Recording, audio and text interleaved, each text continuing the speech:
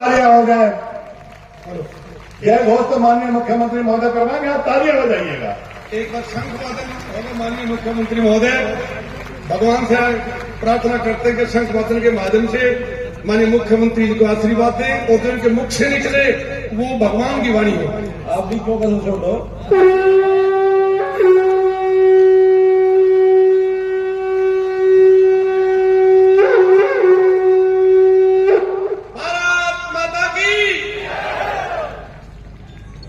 भाई कि मैं मजा नहीं आया, जरा जोर से भारत माता के, भारत माता के, भारत माता के। संत शिरोमणि श्री सेन जी महाराज के, संत शिरोमणि श्री सेन जी महाराज की। धन्यवाद। मनोहरलाल खट्टर जिंदाबाद, जिंदाबाद, जिंदाबाद। मनोहरलाल खट्टर जिंदाबाद, जिंदाबाद, जिंदाबाद। जिंदाबाद, जिंदाबाद। मंच पर विराजमान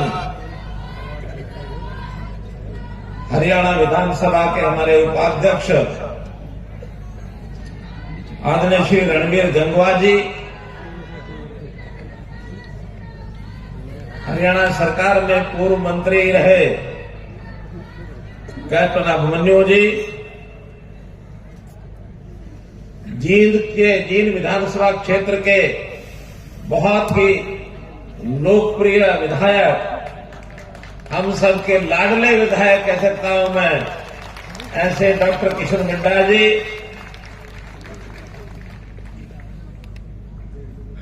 भारतीय जनता पार्टी पिछड़ा वर्ग हमारा जो मोर्चा है उस मोर्चे के प्रदेश अध्यक्ष और पूर्व मंत्री श्री कर्णदेव कंबोज जी, उचाना से हमारी पूर्व विधायक बहन प्रेमलता जी, आज के इस रैली के संयोजक इस रूप में जिन्होंने मेहनत करके इतना विशाल स्वरूप में ये रैली, ये जनसमूह इकट्ठा किया, सबने सहयोग भी किया, ऐसे हमारे भाई यशपाल ठाकुर जी, केश कला बोर्ड जो पहले से बना था दोबारा से अब बनना भी है, पूर्व में इसके अध्यक्ष रहे श्री सुरेश सेन जी, यमुनानगर के हमारे युवा मेयर भाई मदन चौहान जी, पार्टी के जींद जिले के जिलाध्यक्ष भाई राजू मोर जी, हमारे मेंबर पार्लियामेंट श्री रमेश कौशिक जी के प्रतिनिधि के नाते से यहां पधारे श्री देवेंद्र कौशिक जी, बहुत ही पुराने हमारे कर्मठ कार्यकर्ता एडवोकेट करमवीर सैनी जी, उपस्थित सभी श्रेष्ठ जन, बाईं और दाईं ओर बैठे हुए हमारे मंच पर सभी नेता और कार्यकर्तागण, आज इस विशाल रैली में पधारे बुजुर्गों, नौजवान साथियों, माताओं बहनों, पत्रकार छायाकार मित्रों, कलाकार बंधुओं, आपका सबका मैं बहुत बहुत अभिनंदन करता हूं। श्रद्धा से भी करता हूं, सम्मान से भी करता हूं, और कभी कभी इस मौके पर भी, क्योंकि आप सब लोगों ने मुझे मुख्यमंत्री बनाया है और तो कोई कुछ नहीं कह सकता, लेकिन आप में से एक सज्जन ऐसे भी हैं हर महीने मेरे कान भी पकड़ लेते हैं, वो अपनी बात कहने के लिए भी कान पकड़ के अपना काम करते रहते और बात सुनाते रहते हैं। तो उस नाते भी बहुत निकट का संबंध आपसे होने के नाते आपका मैं सम्मान करता हूं, और बहुत ही ये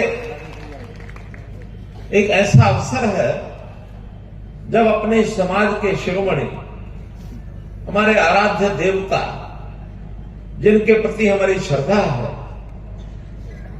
सदियों पहले इस देश में जब भक्ति रस की गंगा बह रही थी, भक्ति मार्ग चलने वाले लोगों की एक लड़ी, एक कड़ी जब चल रही थी, जिस समय संत कबीरदास जी हुए, संत रविदास जी हुए, संत नामदेव जी हुए, श्री धन्ना भगत जी हुए, उसी समय संत श्रीमणी सेन जी महाराज अंग्रेजी सन 1500 विक्रमी संवत सन 1557 में उनका जन्म हुआ। 523 साल पहले हमारे बीच में वो आए, एक संदेश लेकर के आए। पूज्य रामानंद जी के वो शिष्य थे, उन्होंने जन जागरण किया, सेवा भावी एक व्यक्तित्व के नाते उन्होंने ख्याति प्राप्त की। कितने ही उस समय के जो समकक्ष ऐसे भक्ति भाव के लोग उनके बीच में रहकर, उनके साथ रहकर, गुरु रविदास जी के साथ उनका बड़ा अच्छा संबंध आया, समाज को जागृत किया। और किस सीमा तक सेवा भाव उनका मन में था, मैंने कहानी पढ़ी उनके बारे में कि वो बांधवगढ़ के राजा वीर सिंह जी, उस समय वो राजा होते थे, तो उनकी सेवा करने का काम बचपन में इनको मिला। बचपन का नाम इनको नंदा कहते थे, नंदा। तो सेवक के रूप में उनकी सेवा करते थे, तन मन पूरा एक प्रकार से, कभी नागा नहीं करते थे, लेकिन भगवान की भक्ति में भी लगे रहते थे। कुछ उनके मन में इस प्रकार का भक्ति भाव कि इनके साथ बैठ करके कई ऐसे जो मित्रगण, ऐसे जो साथी उस भक्ति भाव में लीन हो जाते थे। तो कहते हैं एक दिन ये भक्ति भाव में लीन होकर भजन का कार्यक्रम और इस प्रकार का रसास्वादन अपने मित्रों के साथ कर रहे थे। इतने लीन हो गए भगवत भक्ति में कि निश्चित समय पर राजा के पास जाना था, चूक गए, नहीं जा पाए, लीन हो गए, भूल गए। काफी देर उसमें मस्ती में रहे। और इधर राजा जब समय पर सेवक नहीं पहुंचता है तो उसको भी शायद चिंता होती है कि आज मेरा सेवक क्यों नहीं आया है। भगवान इतने प्रसन्न हैं सेन जी महाराज से कि भगवान ने सोचा कि आज सेन जी महाराज मेरी भक्ति में लीन हैं और राजा के पास नहीं पहुंच रहे हैं, तो भगवान ने सेन जी महाराज का रूप धारण करके और राजा के पास सेवा करने के लिए पहुंच गए।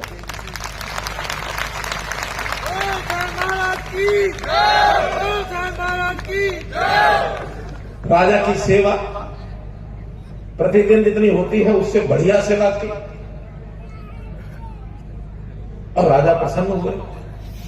आज की सेवा से राजा इतने प्रसन्न हुए कि शहर में बात फैल गई कि आज सेन महाराज ने, नंदा नाम जो उस समय था, उसने आज राजा को खुश किया। राजा बड़े प्रसन्न थे उसके ऊपर। कई बार खबर अंदर से राज दरबार से निकल आती है, सैनिक लोग निकालते हैं।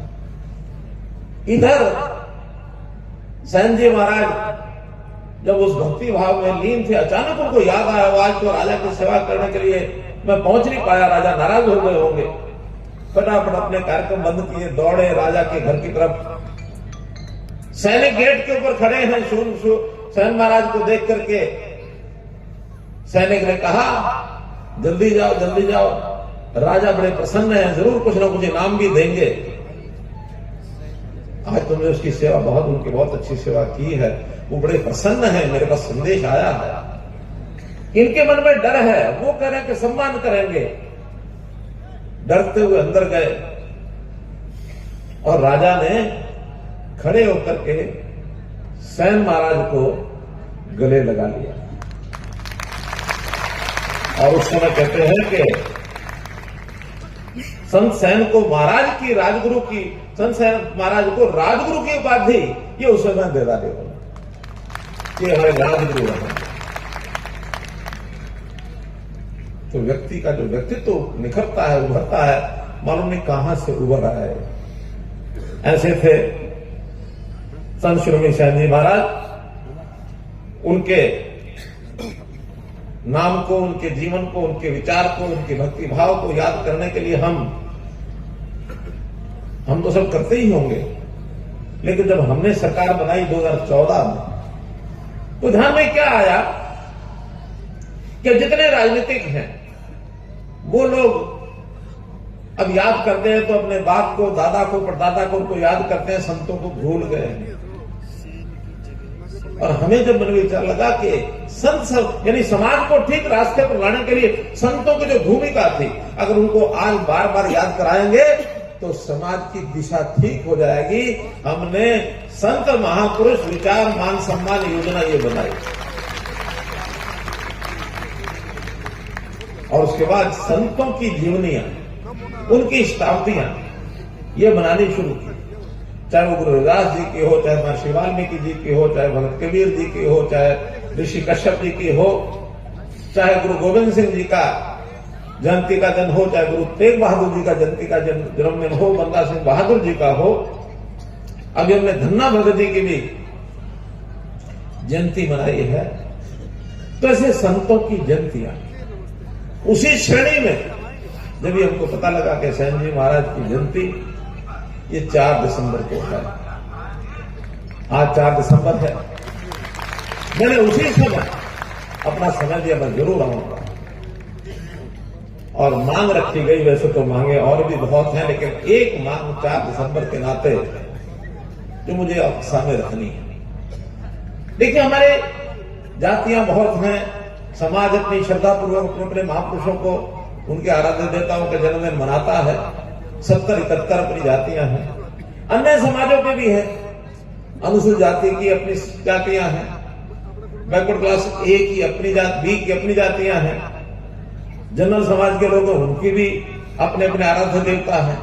अगर सबको मिलाते हैं तो लगभग ये 150 महापुरुष बनते हैं। हर एक की मांग आती है कि इनके जन्मदिन की छुट्टी घोषित की जाए। तो अगर साल में 150 जातियां ये छुट्टियां दे दी तो सिस्टम चलेगा क्या? बताइए। अगर 150 छुट्टियां यही कर रहे हैं, 52 छुट्टियां हमारी रविवार शनिवार, मतलब 52 दूनी 104 रविवार शनिवार होती है, 250 हो गई। 20-30 कॉमन भी आ जाएंगी तो भी 200-250 हो गई। कुछ राष्ट्रीय पर्व होते हैं, 26 जनवरी है, 15 अगस्त है, 2 अक्टूबर है, तो ये सब छुट्टियां तो संभव नहीं है।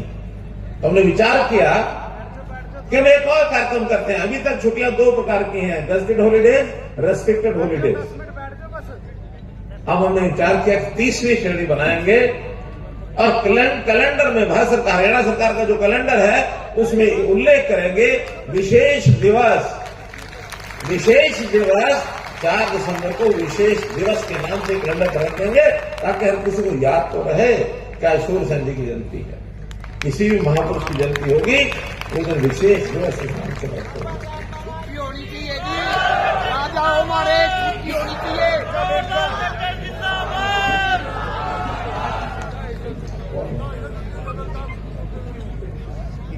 या आए कौन है? आइए आइए। देखिए, बहुत प्रसन्नता की बात मुझे बताई गई है कि आज इस प्रोग्राम में सैन महाराज के वंशज की 21वीं पीढ़ी वो भी यहां आए हुए हैं। अच्छी बात है। 21वीं पीढ़ी सैन महाराज, बहुत बहुत साधुवाद आपको। तो मित्रों, भाई बहनों, इस विषय में मुझे इतना ही कहना है कि समाज के अंदर कुरीतियां जो आती हैं उनको दूर करने के लिए महापुरुषों के जो वचन है वही काम आते हैं। और कुरीतियां, अच्छाइयां ये साथ साथ चलती हैं। कभी भी कोई ऐसा समय न पहले आया, न आज है, न आगे आएगा कि कुरीतियां हमारी जान छोड़ देंगी। ये दोनों वृत्तियां, दैव वृत्ति, राक्षस वृत्ति साथ साथ चलेगी। हमारा प्रयत्न ये है कि दैव वृत्ति जो अच्छी वृत्ति है उसकी लाइन लंबी करें और राक्षसी वृत्ति की लाइन छोटी करें। उसको कैसे हम पिटाई करें, कैसे उससे हम अपने आप को बचाएं, ये हमारा काम है। इसके लिए महापुरुषों की शिक्षा वो हमें काम आएगी। अपने परिवारों में दिए जाने वाले संस्कार, हमारी दादी नानी, बूढ़ी माँ, बूढ़े पिताजी, वो हमारे पुराने तरह समय की जो कहानी हमको सुनाते हैं, बहुत उसमें से शिक्षा मिलती है, अच्छा कैसे बनना है। इसी प्रकार से संत महापुरुषों की ये वाणी, ये भी हमको अच्छी दिशा में ले जाती है। सरकार भी अपने प्रयत्न अपनी तरफ से करती है। उदाहरण के लिए बेटी बचाओ बेटी पढ़ाओ, ये एक अभियान हमने हरियाणा सरकार ने लिया, समाज ने साथ दिया, हमको सफलता मिली। जिस हरियाणा को बेटियों को मारने वाला प्रदेश माना जाता था, आज वो बेटियों को बचाने वाला प्रदेश इसके नाम से प्रख्यात हो गया। जो 871 बेटियां 1000 बेटों पर होती थी, आज 1000 बेटों पर 932 बेटियां हो गई हैं। 40-50 की संख्या बढ़ गई है। अपने आप में सुधार की मांग कर रहे हैं। हमारा युवा नशे की तरफ जा रहा है, वो तनाव में आता है, उसको कुछ सोचता नहीं है, अपने तनाव को भुलाने के लिए नशे की गोलियां, नशे के और पदार्थ, मादक पदार्थ का सेवन करता है। हमें उसको बचाना होगा, उसे दूर करना होगा। अगर युवा का जीवन खराब हो गया तो परिवार भी खराब होंगे, हमारा देश और प्रदेश, इसमें भी बहुत बड़ी बाधा विकास में पहुंचेगी। इस ओर भी हमको आगे बढ़ना है। ये काम भी हमारा सामाजिक दायित्व है। जन जागरण हम करें, अगर उसमें कोई और चीजें मानो दंडात्मक काम करना है, ये जो इस प्रकार की ड्रग्स को सप्लाई करने वाले लोग हैं, उसकी सप्लाई चेन को तोड़ना, उनके खिलाफ कार्रवाई करना, उनको जेल के अंदर डालना, उनकी संपत्ति को नष्ट करना, ये काम हम कर रहे हैं, करते रहेंगे, उनको आगे बढ़ने नहीं देंगे। पर्यावरण के नाते ये बहुत बड़ी समस्या आ गई, कैसे हवा साफ रहे, वरना एक कोविड ने हिला के रख दिया। अभी फिर से चर्चा चली है कि चाइना के अंदर एक और वायरस फैला है, उससे अपने आप को बचाना है। मानवता को बचाने के काम में भी हमको सबको सहयोग करना है। पानी दूषित हो रहा है, जगह जगह लोग गंदगी करते हैं, इस अभियान में सरकारें भी लगी हैं, तो ये सब काम हम करते हैं। समाज को मुख्य धारा में जोड़ना, कैसे समाज का हर वर्ग उसको आगे बढ़ने का मौका मिले, ये एक और अगला काम है जो सरकारें भी करती हैं। समाज को भी हम आह्वान करते हैं कि अपने समाज में जो थोड़ा पीछे रह गया उसको कैसे आगे बढ़ाना है, इसकी चिंता सबको करनी है। जैसा बताया अभी पूर्व वक्ताओं ने, हमने अंत्योदय की योजना है। अंत्योदय यानी जो आखिर में रह गया, चाहे वो व्यक्ति इस नाते से परिवार है, समाज है, इलाका है, चाहे वो पढ़ाई में पीछे रह गया, चाहे वो सेहत के नाते पीछे रह गया, चाहे वो गरीबी के नाते पीछे हो गया, कैसे उनकी इन समस्याओं को दूर करके उनको आगे बढ़ाया जाए। और लगातार देश के प्रधानमंत्री नरेंद्र मोदी जी लगातार ऐसी योजनाएं दे रहे हैं कि गरीब के परिवार को मकान नहीं तो मकान दो, मकान मिल गया तो उसके नल में पानी दो, पानी मिल गया तो उसको गैस का सिलेंडर दो, गैस का सिलेंडर मिल गया तो बिजली का बल्ब दो, ताकि उसका जीवन आज के हिसाब से सुखी हो सके। घर में राशन नहीं है तो राशन भी दो, ये सब चीजें दी जा रही है। हाँ, ये गरीब का अधिकार है, ये गरीब को मिलना चाहिए। अभी तक समस्याएं क्या है, कैसी योजनाएं सरकारें पहले भी बनाती हैं, लेकिन गरीब तक पहुंचाने का सिस्टम ही नहीं बना। हर कोई बीच में जिसको जरूरत नहीं है वही लपक लेता है, अपनी दबंगई से लपक लेता है। जिस आदमी की जरूरत है उसको तो लाइन में लगा तो उसको बाहर निकाल देता है। सरकारी सिस्टम में भी उसको योजनाएं मिलती नहीं है, लाभ नहीं मिलता है। हमने हरियाणा सरकार में भी हर परिवार का परिवार पहचान पत्र बनाया, हर एक का डाटा लिया कि किस परिवार की क्या स्थिति है, कितने मेंबर है, पढ़ाई करते हैं तो क्या करते हैं, रोजगार करता है तो कौन क्या करता है, आमदन है तो कितनी है, ताकि उस आधार पर कोई अंत्योदय परिवार, कोई बीपीएल परिवार, कोई एपीएल परिवार, कोई मध्यम वर्गीय, कोई उच्च वर्गीय, ये सब सिस्टम होते हैं। यानी दूर मत जाओ। हमने अपने इस समाज की, जिस समाज के आज हम लोग बैठे हैं, सैन समाज के, इनका मैंने खाता सवेरे मैंने देखा, कुल 77,000 परिवार हैं हरियाणा में हमारे। 3,11,000 हमारी आबादी है। इन 70,000 में 25,000 परिवार ऐसे हैं जिनकी आमदन 1,80,000 से ऊपर है। और उसमें अच्छी बात यह है, उसमें डॉक्टर भी हैं, उसमें वकील भी हैं, उसमें पीएचडी प्रोफेसर भी हैं। लेकिन 50-52% ऐसे हैं जो गरीबी रेखा से नीचे हैं।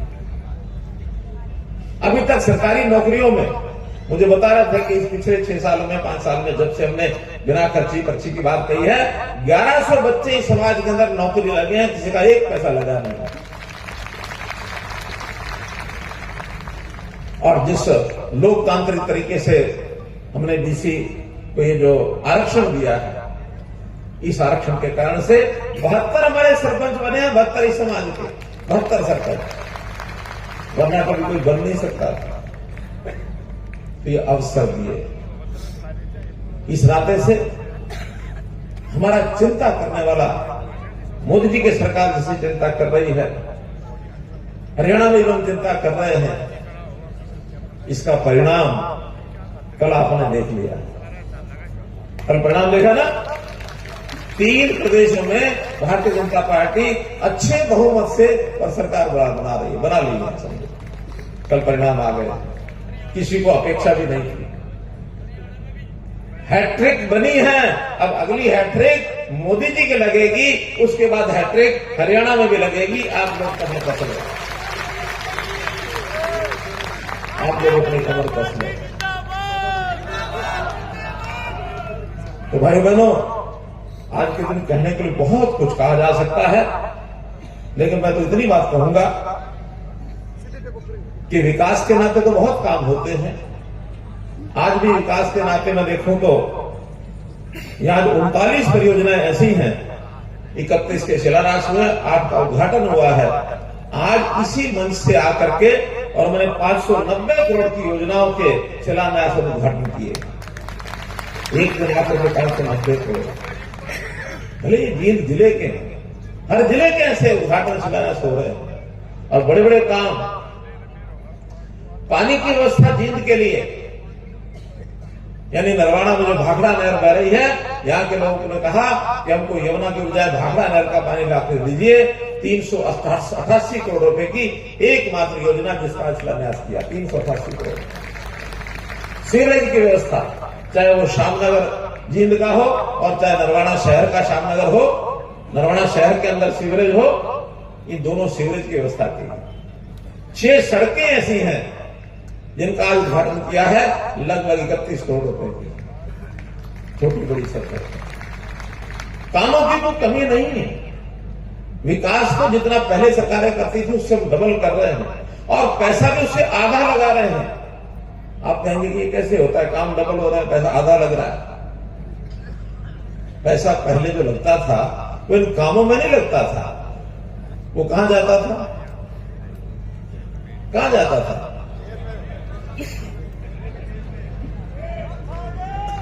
लोगों के जेब में। और मानते थे वो, ईमानदारी से माना था राजीव गांधी ने एक बार कि हम ऊपर से 1 रुपया भेजते हैं, नीचे जाते जाते 15 पैसे पहुंचते, 85 का पता नहीं लगता कहां गए। ये उन्होंने माना था।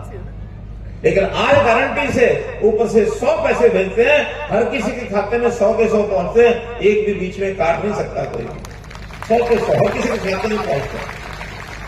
देश के अंदर 40 करोड़ से ज्यादा नए खाते ये खुलवाए मोदी जी ने। हर किसी के परिवार का खाता, बेटियों का खाता। कोई परिवार आज देश में ऐसा नहीं है जिसका बैंक खाता ना हो। नहीं तो पहले ऐसे लोग थे, वो कहते बैंक में हमें करना क्या, ताजा कमाना, ताजा खाना, पैसा मजदूरी लेके आते हैं और हम जाकर के बाजार में अपना नून तेल दाल लकड़ी ले आते हैं और खा लेते हैं। मोदी जी ने कहा था नहीं, जो आप कमाते हो वो कमाओ, लेकिन सरकार बहुत सी योजनाएं ऐसी देती है जो हम अपने सिस्टम से भेजेंगे तो आप तक पहुंचेगा ही नहीं। हम सीधा वहां से भेजेंगे, आपके खाते में आएगा, खाते में से आप निकालो और जहां खर्च करना करो। हमारे किसान भाई, आप में से किसान भी हैं, 600-700 परिवार इस समाज में से किसान हैं, वो भी मेरी जानकारी है।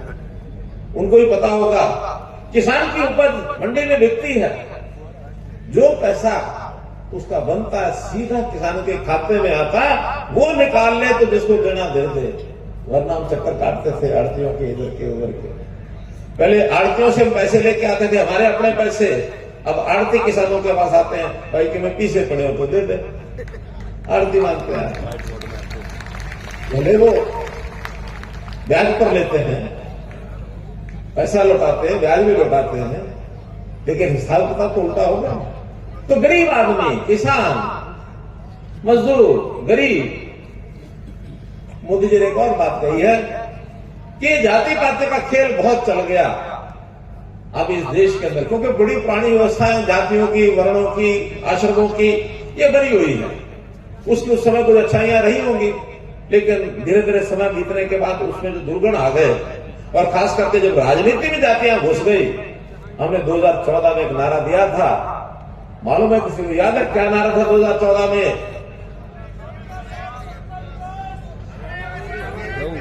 नई जातियों को खत्म करने के लिए हरियाणा का एक नारा था,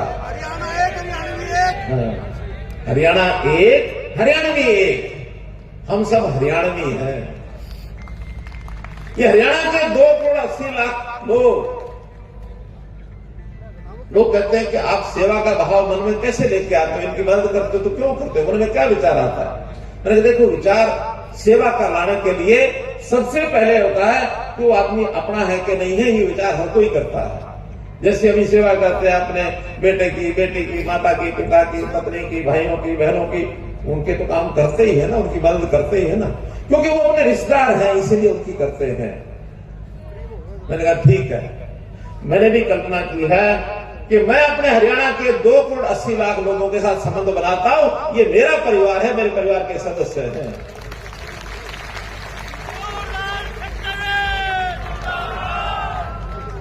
तो भाई बहनों, एक पारिवारिक संबंध बना करके हम हरियाणा की जनता इस नाते से आगे बढ़ी है, किसी को तकलीफ ना हो, तकलीफ है तो उसको कैसे दूर करना है, शिक्षा है, पढ़ाई है, उसको कैसे ठीक करना है। अभी मैंने 3 दिन पहले कहा कि हमारी जो बेटियां हैं, उन बेटियों को सरकारी स्कूलों में, कॉलेजों में तो सब शिक्षा फ्री है, लेकिन अगर वो प्राइवेट में पढ़ना चाहती है तो वहां से उससे फीस ली जाती है।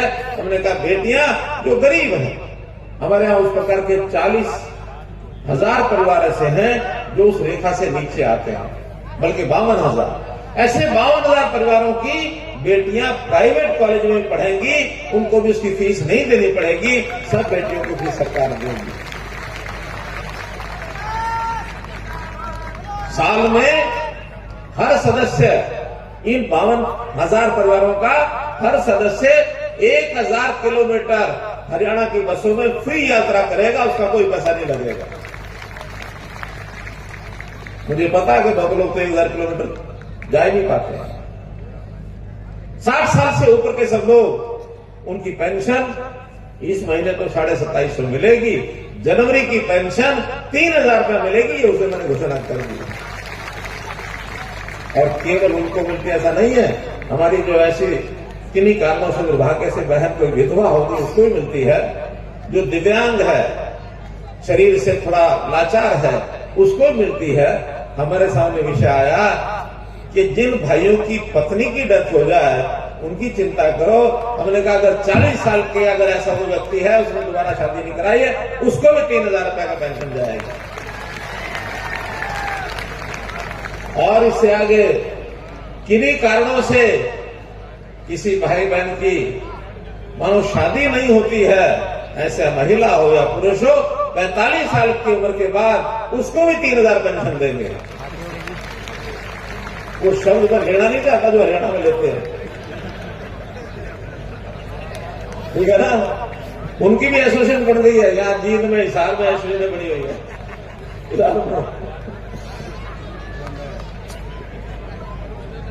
तो मित्रों,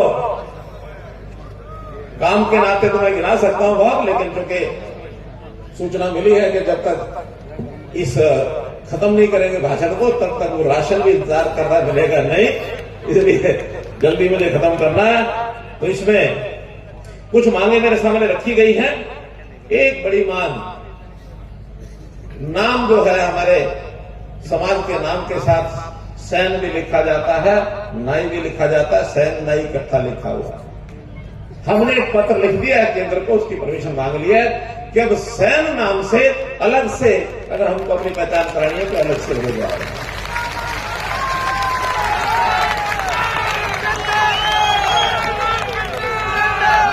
इसी प्रकार हमारे बच्चों के लिए हमारा जो परंपरागत काम है उसकी सिखलाई के लिए हमको मानो अच्छे सैलून चलाने हैं, अच्छे मेकअप का सिस्टम सीखना है, अच्छे हमारे जो ब्यूटी पार्लर होते हैं वो उनको हमारी किसी बहन को उसको सीखना है। तो इसके लिए 4 ऐसे केश विकास, केश कला, केश कौशल विकास केंद्र ऐसे 4 जगह पर खोलने की मैं घोषणा करता हूं। एक खुलेगा गुरुग्राम में, एक खुलेगा हिसार में, एक होगा रोहतक में, एक होगा अंबाला में। अब ये 4 कोनों में अलग अलग खुलवाए हैं। अगर इसमें सफलता मिलती है तो हमको इससे आगे बढ़कर के भी खोलने में कोई आपत्ति नहीं है, और जितने सेंटर कहेंगे, क्योंकि हमारे काम की आज डिमांड है, मांग है। अच्छे सैलून, अच्छी मेकअप के स्थान और अच्छे ब्यूटी पार्लर की दुकानें। आज तो शादियों में एक एक मानो सौंदर्य के नाते से जो मेकअप और ये जो सारा सिस्टम होता है ब्यूटी पार्लर का, हजारों हजार रुपए लोग खर्च करके आते हैं। मेरा अनुभव नहीं है, आपका सबका होगा। बहुत खर्च करते हैं लोग, तो क्यों नहीं हम आय का साधन बनाएं, अच्छे सिस्टम खड़े करें। आज पैसा खर्च करने वाले बहुत हैं लोग, तो इसलिए ये केंद्र बनाएंगे। इसे आके किसी एक मार्ग का नाम संत शिरोमणि सूरसेन जी महाराज के नाम से रखा जाए। तो करनाल में एक सड़क है दामनवाला हॉस्पिटल सहित रोड से राज अस्पताल गौतम रोड तक, जिसको JD7 रोड कहते हैं। इस सड़क का नाम संत शिरोमणि श्री सेन जी महाराज के नाम से रखा गया है।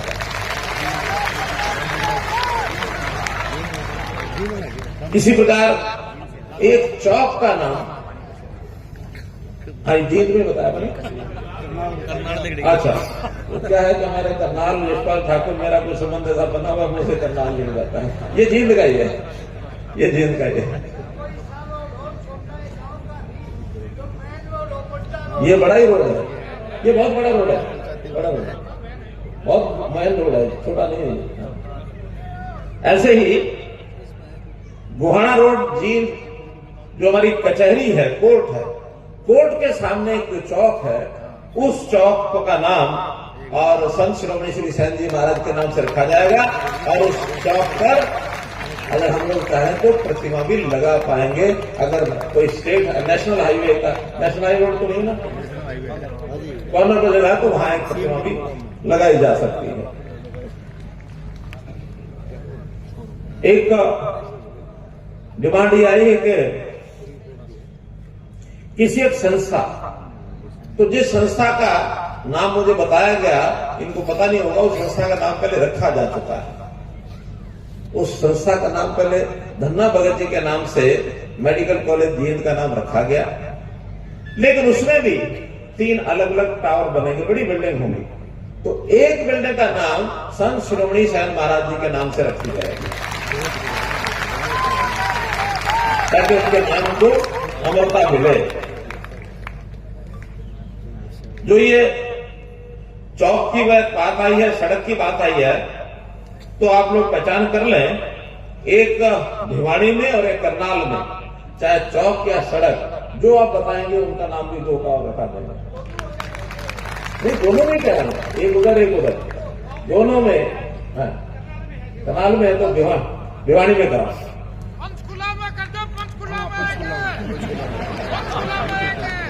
पंचकुला देश की राजधानी है।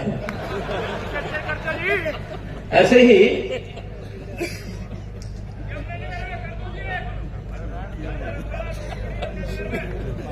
यमुनानगर में धर्मशाला प्लॉट है क्या वहां?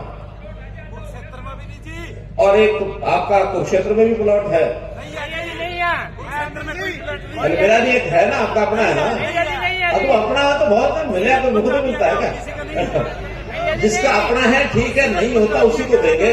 जींद में नहीं है, जींद में नहीं है ना। हाँ, तो जींद में एक आप लोग, हमारा जो हरियाणा शहरी विकास प्राधिकरण के प्लॉट निकलते हैं, उसमें जहां जहां आपको चाहिए उसमें एप्लीकेशन आप दे दो, और एप्लीकेशन देने के बाद उसमें जहां जहां चाहिए उसमें उन प्लॉटों का विचार कर लिया जाएगा। और आप जींद के भी एक अप्लाई जरूर कर दें। जींद में जो बैरागी धर्मशाला के पास प्लॉट है ना, उसमें 4 हिस्से करके और एक 910 का, लेकिन आप अप्लाई कर दो, ठीक है। अरे ऐसे ना, आज बाकी वहां आप बुलाओगे तो वहां आके करेंगे, आज तो जींद केंद्रित मामला थोड़ा ज्यादा है। यमुनानगर कर लेंगे, हमारे मेयर साहब बैठे हैं, यमुनानगर मेयर साहब आपको 11 लाख रुपए देके आएंगे, ठीक है, हो गया, करके आएंगे।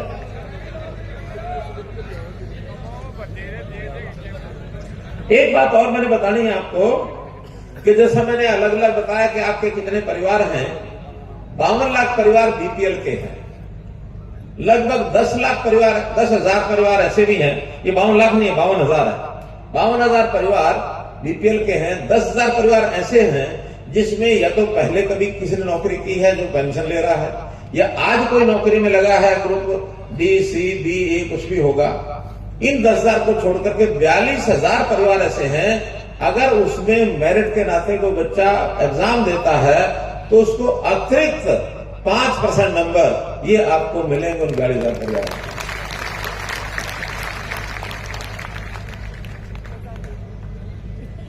तो मित्रों, जितनी मांगे बताई गई हैं, कुछ ऐसी हैं जो हम चंडीगढ़ में बैठ करके जिनकी फिजिबिलिटी और करानी होगी उसकी भी हम कराएंगे। आपकी कोई मांग पैसे के कारण से नहीं रोकने दी जाएगी, लेकिन अगर कोई मानो कोई कई बार ऐसी अड़चने आ जाती हैं, जमीन नहीं होती है या कहीं पहले से कोई नाम रखा हुआ होता है उसका नहीं रख पाते हैं, तो फिर भी जितना संभव होगा और भी बातें आपकी पूरी की जाएंगी। अब चूंकि यहाँ एक प्लॉट मिल जाएगा तो प्लॉट मिलने के बाद मुझे पता है कि अगले दिन फिर आ जाएंगे कि इस प्लॉट को बढ़ाने के लिए तो कुछ करें। तो इस प्लॉट पर धर्मशाला बढ़ाने के लिए, चूंकि यहाँ तो भी शुरू ही नहीं हुआ है, इसमें हमारे मेंबर पार्लियामेंट उनकी तरफ से 11 लाख और उतना ही लगभग मैं करता हूं, तो चलिए 21 लाख रुपए अपनी तरफ से, 11 लाख रुपए मेंबर पार्लियामेंट से, 32 लाख रुपए धर्मशाला के लिए और उसका अनुदान दिया जाता। बहुत बहुत धन्यवाद, बहुत बहुत आभार।